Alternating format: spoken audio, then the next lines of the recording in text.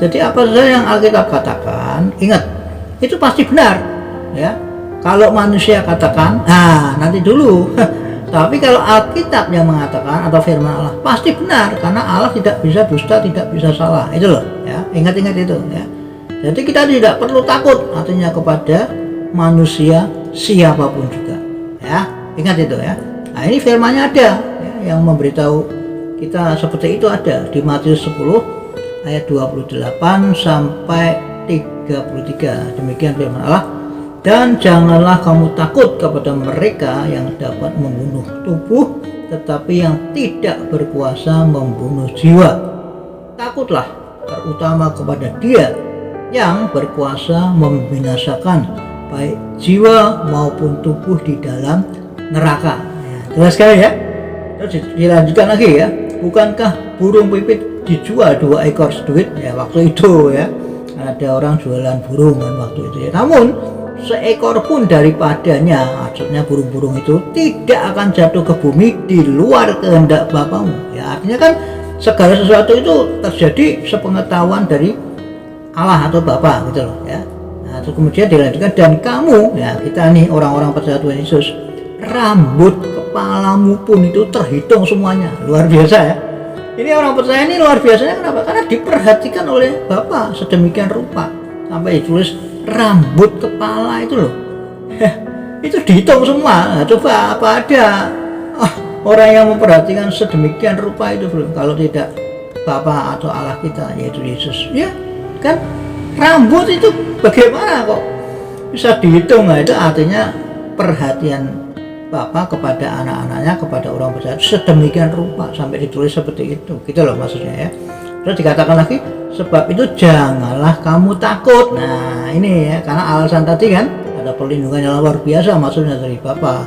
Karena kamu lebih berharga daripada banyak burung pipit. Nah, jadi ini Tuhan Yesus mengajar kita bahwa kita orang-orang percaya itu pasti, ya, diperhatikan sedemikian rupa, dilindungi oleh Bapa, melebihi yang lain seperti dicontohkan melebihi burung-burung pipit tadi kan. Nah, itu maksudnya apa yang ingin Tuhan Yesus sampaikan. Artinya ya jangan kita takut, ya, kepada manusia siapapun juga dia, gitu loh maksudnya, ya. Kata jangan takut ini artinya kalau orang itu apa namanya mau membahayakan kita, gitu loh, karena kita benar lalu orang itu membahayakan kita. Dan sebenarnya kalau Tuhan Yesus tidak artinya tidak kita ini bukan martir, maksudnya intinya gitu, ya pasti dilindungi, gitu loh, ya. Tapi kalau memang ini kita martir, ya itu memang seolah-olah tidak ada perlindungan dalam hal ini, ya, seperti Yohanes Pembaptis, terus siapa lagi, ya, Stefanus yang mati di rajam batu kan, seolah-olah kan tidak ada perlindungan. Nah, tapi itu maksudnya itu memang begitu, artinya harus jadi martir. Nah, ini beda, topiknya beda. Tapi yang sekarang kita bicarakan ini adalah anak-anak Tuhan, anak-anak Allah itu pasti dilindungi oleh Bapa, ya. Perhatikan, rambut di kepala aja tuh tidak akan jatuh tidak sepengetahuan dari tanpa seizin dari Bapa. Nah, ini kan luar biasa maksudnya perlindungan Allah. Paham, ya, maksudnya, ya. Nah, harus dilanjutkan.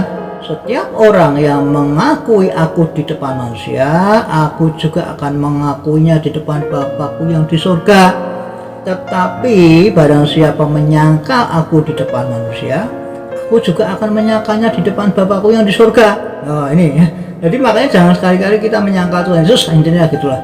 Entah melalui perkataan, entah melalui perbuatan. Karena kita akan disangkal juga oleh Tuhan Yesus nanti waktu hari penghakiman. Paham, ya? Lalu Matius berkata, oh iya, ya, lagi Paulus kan, ya kenapa kita harus takut kepada orang salah, ya Pak? Kalau orang yang menyesatkan, kenapa kita harus takut kepada mereka, ya kan? Justru mereka yang salah itu, yang sesat, yang omongannya dan perbuatannya tidak sesuai firman Allah itu yang harus takut kan, Pak? Iya, Pak? Karena apa? Karena kan orang itu kan menjerumuskan orang lain ke neraka lewat ajaran atau omongannya itu, ya kan, Pak? Jawab, betul, bro. Nah, makanya Tuhan Yesus sendiri berkali-kali mengatakan agar kita jangan takut kepada manusia siapapun sudah, ya, tapi hanya takut kepada Allah atau Bapa yang namanya Yesus, ya. Jadi semua harus kita bongkar loh, ya. Soalnya ada firman-Nya juga ini, ya, di Matius 10 ayat 26. Demikian bunyi firman Allah, Jadi janganlah kamu takut terhadap mereka, karena tidak ada sesuatu pun yang tertutup yang tidak akan dibuka, dan tidak ada sesuatu pun yang tersembunyi yang tidak akan diketahui. Nah, jelas kan ya ayat ini kan? Nah, lalu Matius berkata, oh iya ya, memang sih sudah lama orang Kristen itu dibodohin oleh Sipiot lewat agama-agama dan aliran-aliran sesat itu yang banyak itu loh Pak. Jadi ini waktunya ya, semua yang palsu-palsu itu harus dibongkar ya Pak ya, atau ditelanjangi ya Pak ya. Kurang ajar sekali itu yang palsu-palsu itu. Karena apa ya? Karena menyesatkan orang banyak ke neraka tapi nggak mau tanggung jawab. Nah itu Pak, kurang ajar Pak. Saya jawab iya bro. Nah, makanya ayo lawan ya segala macam kesesatan dan beritakan kebenaran atau firman Allah di mana-mana. Jangan takut ya. Kenapa? Ya intinya agar banyak orang diselamatkan dari hukuman kekal neraka. Kan intinya gitu bro ya. Jangan terus egois, wah aku sudah selamat, gak urusan apa anak istriku, gak urusan familiku, gak urusan temanku masuk neraka, ya terserah. Wah itu namanya egois ya. Kita tidak diajar Tuhan Yesus seperti itu. Justru Tuhan Yesus memerintahkan kita di Matius 28 itu ya. Nah, dikatakan pergilah jadikanlah semua bangsa muridku, kan begitu ya. Di Matius terakhir kan pesan Tuhan Yesus, ingat juga, jadikanlah ke semua bangsa muridku, adalah mereka melakukan baptisan mereka dalam nama Bapa, Anak, Roh Kudus, dan adalah mereka melakukan kehendakku. Ya jelas ya. Nah itu ya. Lalu Matius berkata, oke siap Pak, nanti saya akan tanya banyak hal ya Pak agar dijawab sesuai Alkitab ya Pak. Saya jawab siap bro ya. Tuhan Yesus memberkati. Amin. Ya, demikian saudara tentang yang asli dan yang palsu. Ya, hari-hari ini kita memang harus belajar tentang hal ini, karena yang palsu terus mendesak terus ke atas ya. Melalui media-media sosial begitu banyak itu yang palsu-palsu itu terus muncul ya. Ya itu harus dibasmi, artinya ditelanjangi sesuai Alkitab katakan tadi.